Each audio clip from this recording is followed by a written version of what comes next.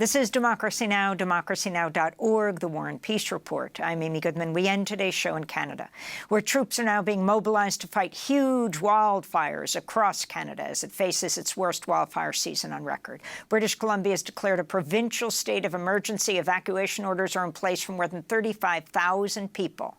For more, we go to Chilliwack, British Columbia, for an update. We're joined by Bob Gray, wildland fire ecologist, 45-year veteran of fire suppression, prescribed burning, and research management in Canada, the U.S., and overseas. Welcome to Democracy Now!, Bob Gray. It's great to have you with us, but under very bad circumstances. Can you explain what's happening right now in British Columbia and then the Northwest Territories and across Canada? Sure. Good morning, Amy. I'll start here with British Columbia. We're in the midst of our record fire season as far as area burned. It's also been a very catastrophic fire season. Across Canada, we've had 5 firefighters have been killed. Now we're at about 1.7 million hectares burned. That's 4.2 million acres. Last record we had was only 5 years ago, and that was 1.3 million hectares. So we're on a bit of an upward trajectory as far as burned area. Leading up to this, we had a drought last summer, extended well into the fall and winter, below normal snowpack in some places, normal in others, but it came off very quickly. And the fires started in June and have just not abated. We're looking at a little bit of a change in weather today, but winds are coming in once again. Chance of some precip, so at the tail end of Hurricane Hillary extending as far north. And then we're back into hot, dry again, which will be preceded by winds once again. So it's challenging firefighters. We don't have a large firefighting workforce across Canada. We rely on provincial and territorial firefighters and contractors. This year, luckily, we've been able to pull in resources from the U.S. and overseas. The U.S. firefighters are especially very helpful because they've worked in these ecosystems before. So. It's a long, drawn-out battle, and it's not over. We have another probably 2 months of fire season to go, and a lot of folks are on evacuation, about 150,000 across Canada. We've got probably 40,000 here in BC, and another 30 or 40,000 on evacuation alert. And these winds coming up today and tomorrow will test that once again. Bob Gray, if you can talk about the links between this record-breaking rage of wildfires, if you will, and its connection to climate change, to the increasingly hot and dry weather that's being experienced. I mean, I think the missing element, certainly the media in the United States, the corporate media, does cover weather extensively now, about 24/7. But it's those 2 words, climate change, that you're less likely to hear.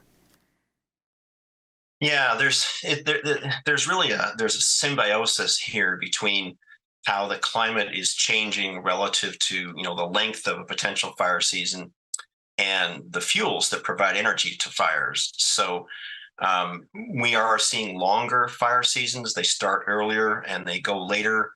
Hotter, drier conditions, significantly higher vapor pressure deficit, which draws moisture out of fuels. Higher daytime temperatures, lower daytime humidities. And overnight, we're not seeing the recovery that we used to. So burning conditions kind of in the past would kind of sort of slow down and stop in the mid-evening and overnight because of high humidity. Well, now it's extending right through the night and into the morning. So in some places, we're seeing 24-hour burning going on. So longer, hotter, drier conditions, that just dries out the fuel. The more fuel that's available for longer, it's just a matter of probabilities if we get an ignition. And then once things are going, it's awfully hard to put them out. So it's a combination of 2. Climate change is also leading to soil moisture deficit. So that's drought. We have a landscape that is carrying far too much density in the way of forest than it did historically. So more trees are stressed. The more we stress trees, the more we cause insects, disease, actual basically drought-caused death.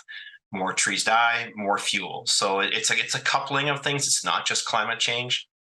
If we didn't have the fuel, we can have hot, dry conditions and not have fires. So they really are a combined problem that we're facing. So you have nearly all the 20,000 residents who've left the city of Yellowknife, the capital of Canada's Northwest Territories, not to mention what's happening in British Columbia. You've long pushed for more prescribed burns to reduce the chance of these massive fires. Has that been put into effect? We just have a minute for your final response. No, it hasn't. And here in BC, they used to burn about 100,000 hectares a year up until the early 90s, but lots of escapes and smoke. And they never really developed social license to do it. Right now in BC, we're burning less than 10,000 hectares a year, and we should be burning a couple 100,000. So we have to build capacity, knowledge, experience. We have to reduce barriers to do it. And it is effective. It's highly effective. And cultural fire, too, carried out by Indigenous people. That's what these landscapes were stewarded through. It was food security through burning. So we do have to get back to those practices, and they do work. Well, we want to thank you very much for being with us. Of course, we'll continue to cover this. Bob Gray, wildland fire ecologist, fire suppression expert, currently speaking to us from Chilliwack, British Columbia. That does it for our show. Democracy Now! Is produced with Renee Feltz, Mike Burke, Dina Guzder, Messiah Rhodes, Nermeen Sheikh, Maria Terracena, Tammy Warnoff, Charina Nadura, Sam Alcoff, Tamari Astudio, John Hamilton, Rabi Karen, Hani Massoud, and Sanji Lopez. Our executive director is Julie Crosby. Special thanks to Becca Staley, John Randolph, Paul Powell, Mike DeFilippo, Miguel Noguera, Hugh Grand, Dennis Moynihan, David Prude, and Dennis McCormick. If you'd like to sign up for our daily digest, emailed directly to you, go to democracynow.org. I'm Amy Goodman. Thanks so much for joining us.